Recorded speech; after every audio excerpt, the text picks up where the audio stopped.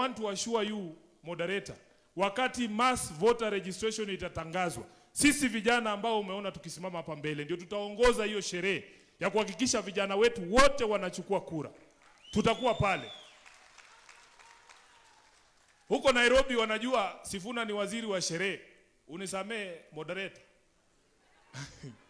Hizo mashini za kuandikisha wananchi vijana tutaingiza kila mahali mpaka huko Quiver.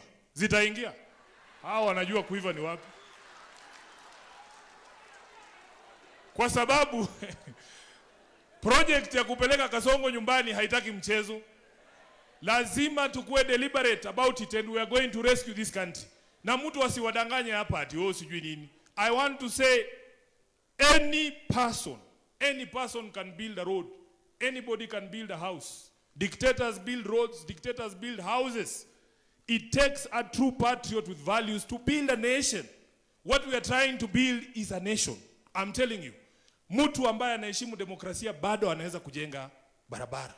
Mtu ambaye haui vijana bado anaweza kujenga barabara. Kwa nini mna insist huyu mtu ambaye anaua watu aendelee? Mimi najua Kenya hii it cannot afford another 5 years of William Ruto. It cannot afford another year of William Ruto.